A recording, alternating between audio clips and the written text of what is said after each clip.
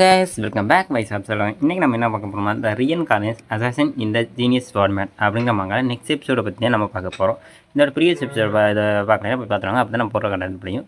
நீங்கள் long video கேட்குறீங்க, but நம்ம சேனல் 1K போட்டால் நம்ம லாங் வீடியோ போட ட்ரை பண்ணுவோம். ஏன்னா நான் இப்போ லாங் வீடியோக்கு நான் இப்போ எடுத்து ரெடி பண்ண ஆரம்பிச்சேன்னா எனக்கு டைம் எடுக்கும். அதனால தான் சரி வாங்க ரொம்ப ஆரம்பிச்சேன் எபிசோடுக்குள்ளே போவோம். இப்போ ஸ்டார்டிங்கில் அதாவது சிவிலியா என் பையனை காப்பாற்றுங்க, அதாவது லோனை காப்பாற்றுங்க. சிவிலியா வந்து இப்படி கெஞ்சி கதறிக்கு இருக்கு. அதாவது அவங்க அப்பாட்ட இப்போ எதுக்கு நீங்கள் எந்த இப்படி பண்ணிக்கிருக்க அப்படின்னு சொல்லி இருக்கும்போது நான் வேறு ஏதாவது சொல்கிறக்குள்ளே நீங்கள் வந்து கிளம்பிடு அப்படின்னு சொல்லி இவர் சொல்லியிருக்க. ப்ளீஸ் தயவு செய்து அவனை காப்பாற்றுங்க, அவங்க பேரன் இல்லையா அப்படின்னு சொல்லி இவர் கேட்க. நீங்கள் எந்த மாதிரி கிளம்பி போ அப்படின்னு சொல்லி இருக்கும்போது ப்ளீஸ் தயவு செய்து லோனை காப்பாற்றுங்க எப்படியாது அப்படின்னு சொல்லி இவர் கெஞ்சி கதறி அழுதுக்கு இருக்க.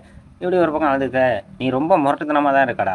நீ என்னடா சொன்ன, நீ உன்னோட பேரனை செக் பண்ணுற காட்டி தான் என்ன சொன்னேன். இப்போ நீ எதுக்கு எடுத்து தெரிஞ்சு பேசிக்கிருக்க அப்படின்னு சொல்லி நம்ம வைத்தியர் வந்து நம்ம அதாவது பேரரசரை கேட்டுக்கிட்டு முதல்ல வாய முடுங்க, விஷயத்தை சொல்லுங்கள் அப்படின்னு சொல்லி இவர் சொல்ல. அவனுக்கு வந்து உடனே ரொம்ப சரியில்லை இப்போதைக்கு. ஆனால் நீ நினைக்கிற மாதிரிலாம் வரமாட்டான். அதான் கொஞ்ச நாள் தான் உயிரோட இருப்பான். அதாவது அவனோட மாட்டில் போகிற யூஸ் படுத்த ஆரம்பிச்சானா அவன் கூடி சீக்கிரம் இறந்துடுவான் அப்படின்னு சொல்லும்போது பரவாயில்ல இருக்கிறதைக்கும் இருக்கட்டும் அப்படின்னு சொல்லிட்டு இவரும் சொல்லிக்கிருக்க. சரி நான் நினச்சது சரியாக தான் போச்சு அப்படின்னு சொல்லியிருக்கோம். அடுத்த நெக்ஸ்ட் சீனில் கிங்டத்தை காட்டிட்டு அப்படியே நெக்ஸ்ட் சீனில் நம்ம ஹீரோ தான். அதான் இந்த மருந்து வைத்தியர் கொடுத்தது, இதை சாப்பிடு அப்படின்னு சொல்லி நம்ம ஹீரோட அம்மா வந்து சொல்லியிருக்கேன். இது கொஞ்சம் கசப்பாக தான் இருக்கும், கொஞ்சம் அட்ஜஸ்ட் பண்ணி சாப்பிட்றப்பா அப்படின்னு சொல்லி கொஞ்சம் கொடுத்துருக்கு.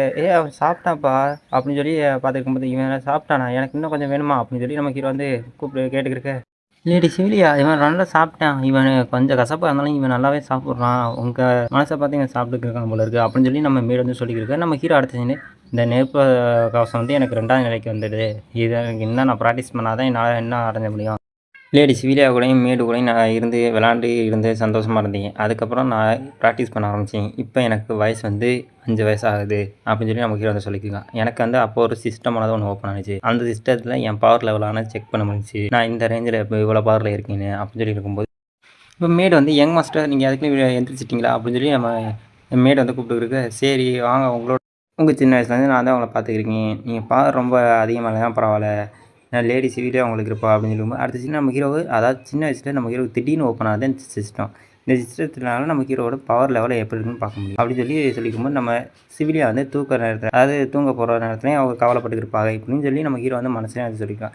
அதோட என் பாடி வந்து ரொம்ப சோர்வாக இருக்குது, எனக்கான சாமம் வந்து இன்னும் நீங்களை, நான் ஒரு ஸ்டெப்பு 2 ஸ்டெப் எடுத்ததோட எனக்கு டயர்டாக ஃபீல் வந்துடும் அப்படின்னு சொல்லி நம்ம ஹீரோ வந்து சொல்லியிருக்காங்க.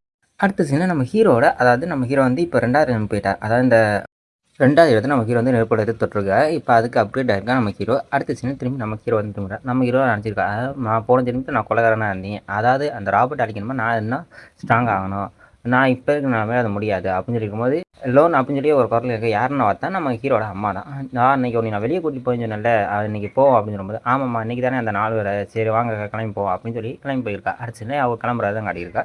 அவள் வந்து ஒரு இடத்துக்கு போகிறான். அதாவது என்னென்னா இந்த தீர்ப்பு வால்னு ஒரு வால் இருக்கும், அந்த வாளுக்கு எல்லாரும் போவாங்க. அவங்களோட சக்தி லெவல் என்ன அப்படின்னு சொல்லி தீர்மானிக்கிறது தான் அந்த தீர்ப்பு வாள்.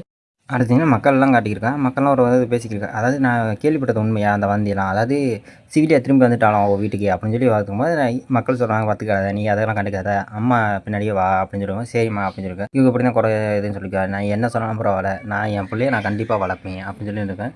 என்னையே குறை சொல்கிறேன், நான் பலவீனமாக இருந்தாலும் சரி நான் இவ சொல்கிறதெல்லாம் கண்டுக்க போகிறதே இல்லை, நான் என் அம்மா கூட தான் இருக்க போகிறேன், நான் ஒரு நாள் இல்லை ஒரு நாள் பலசாயி நான் இவளுக்கு யாருன்னு காட்டுறேன் அப்படின்னு சொல்லி நம்ம ஹீரோ வந்து மனசுக்காக. சரி நீ எதுவும் கவலை எதுவும் வரலையே அப்படின்னு சொல்லி சிவிலியா வந்து கேட்கும்போது அம்மா வந்து இல்லைம்மா அதுங்கள சரி நான் நினைக்கிறேன் நம்ம ஆடுலேருந்து நம்ம ஆடுல கிளம்பி போயிடுவோம் அப்படின்னு சொல்லியிருக்கா.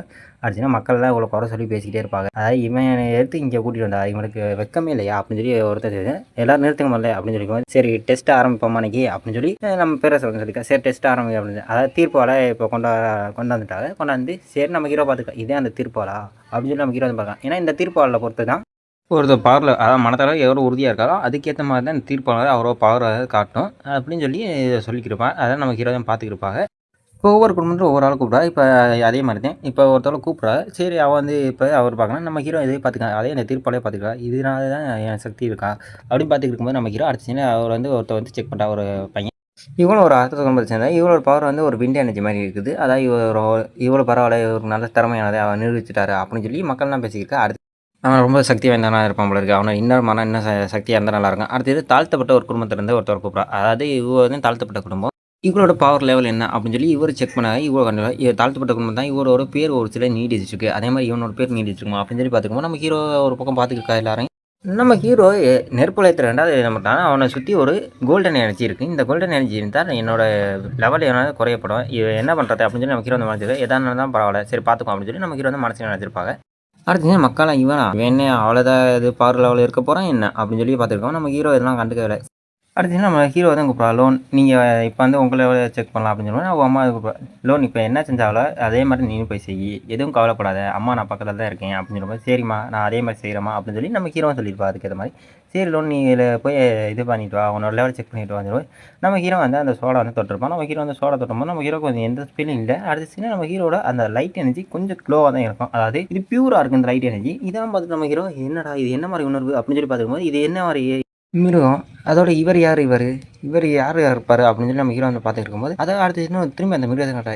இந்த மிருகம் எதுக்கு எனக்கு அடிக்கடி வருது, அதோட இவர் யார், அந்த செயின்ட்டுக்கு மாதிரி இவர் என்ன பண்ணியிருக்காரு அப்படின்னு சொல்லி நம்ம ஹீரோ பார்த்துக்கிட்டு இருந்தா இவர் பற்றி நம்மளுக்கு ஒரு சிட்டி வரும். அதாவது இவர் வந்து ஒரு லெஜெண்ட் வாரியர். இந்த லெஜெண்ட் வாரியர் இருக்காரு, இவர் தான் சக்தியான ஆள் முன்னோர் இருந்த வரைக்கும். அடுத்த சீனில் இங்கே ஒரு சின்ன பிளாஸ்டான ஒன்று நடக்குது. அந்த பிளாஸ்ட் நம்ம காட்டியிருக்கோம். அந்த பிளாஸ்ட் கட்டு அடுத்த சீனில் நம்ம ஹீரோ வந்து திரும்ப கட்டுறா. நம்ம ஹீரோ வந்து சுயநிலையம் இல்லாமல் இருக்காங்க. எனக்கு என்ன தான் நடந்துச்சு, என் வாழ்க்கை எப்படியே போயிருமா அப்படின்னு பார்த்துருக்கும் போது அந்த தீர்க்க ஸ்வாட் வந்து ஒரு சின்ன லைட் வெளிச்சம் தான் பார்த்துருக்கு. இதை பார்த்த பேர் எடுத்து இவன் ஒன்றத்தை கொத மாட்டான் போல இருக்கே அப்படின்னு சொல்லி பார்த்துக்கும் போது நம்ம சரி பரவாயில்ல அப்போ பார்த்துக்கலாம் விடு அப்படின்னு சொல்லி நம்ம சிவி வந்து நம்ம ஹீரோட்ட வந்து சொல்லியிருப்பா. அடுத்த சீனில் மக்கள்லாம் பேசியிருக்கா. இங்கே பேர் சிவிலியா இங்கே வந்து அசிங்க பண்ணணும் போல இருக்குது. அவன் மைனாச்சு லெவலில் செக் பண்ணி வர அவன் மைனோட லெவலும் குறைச்சிதான் இருக்குது. ஒன்றத்துக்கு தலைவர் எப்படி தான் இருக்கும் போல இருக்குது அப்படின்னு சொல்லி மக்கள்லாம் குறை சொல்லியிருக்க. எல்லாரும் வாய முடுங்க அப்படின்னு சொல்லி பேரரசு வந்து குரல் கொடுத்துருக்கா. அதாவது நீங்கள் ரொம்ப சத்தமாக பேசுகிறீங்க, முதல்ல வாய முடுங்க, நீங்கள் தீர்க்க சுவாரோட இது முடிஞ்சிருச்சு, நீங்கள் இங்கேருந்து கிளம்புங்க அப்படின்னு சொல்லி சரி வாங்க இங்கேருந்து எல்லாரும் கிளம்பி போவோம் அப்படின்னு சொல்லி மக்கள்லாம் கிளம்பி போயிருக்கா. ஒவ்வொருத்தர் ஒவ்வொரு இன்ட்ரடியூஸ் பண்ணிட்டு கிளம்பியிருக்கா. இந்த தீர்க்க சுவாடாக பார்த்துக்கிட்டு நம்ம பேரரசு இந்த தீர்க்க சுவாடில் நம்மளோட பேரோட மானம் செலுத்தும் போது ஏன் இப்படி நடந்துச்சு அப்படின்னு பார்க்கும்போது அந்த தீர்க்கோட சோழனை திடீர்னு ஜொலிக்குது. என்னன்னு பார்த்தா அதோட பியூர் மனம், அதாவது கோல்டன் ஃப்ளேம் ஆனால் ஜொலிக்குது. இதை பார்த்தோன்னே பேரரசு வந்து ஆச்சரியம், இது எப்படி சாத்தியம், இது முன்னொரு காலத்தில் எப்பயாவது ஒன்று கிடைக்கிற அதிர்ஷ்ட ஸ்கில் ஆச்சு எப்படின்னு பார்த்துருக்கும்போது நம்ம பேரரசை யோசிப்பா நம்ம பேரனுக்கு இந்த மாதிரி சக்தி இருக்கா அப்படின்னு சொல்லி நம்ம ஹீரோவோட பார்த்துட்டு இருப்பாங்க. இது கோல்டன் ஏரு அதோட கோல்டன் விண்டு எனர்ஜியோட சேர்ந்துருக்கு, இதெல்லாம் ரொம்ப சாத்தியமற்றது இந்த மாதிரி நிகழலாம் அப்படின்னு சொல்லி இருக்கும்போது அடுத்த என்ன ஒரு நம்மளுக்கு ஒரு மலை பேசத்தை காட்டிட்டு அடுத்த நம்ம ஹீரோ தான் கட்டுறேன். எனக்கு வயசு இப்போ 21 ஆகுது. அதோட அந்த தீர்க்க தனிச்ச சோழோட நிகழ்வு வந்து முடிஞ்சு அது அந்த விழா வந்து முடிஞ்சு ரொம்ப 2 வருஷம் ஆயிடுச்சு. இப்போ எனக்கு வயசு 21 ஆச்சு அப்படின்னு சொல்லி நம்ம ஹீரோ சொல்லியிருக்கேன். இதோட இந்த எபிசோட முடியுது. அடுத்த எபிசோட் நல்லா சந்திப்போம். அது வரைக்கும் பை காய்.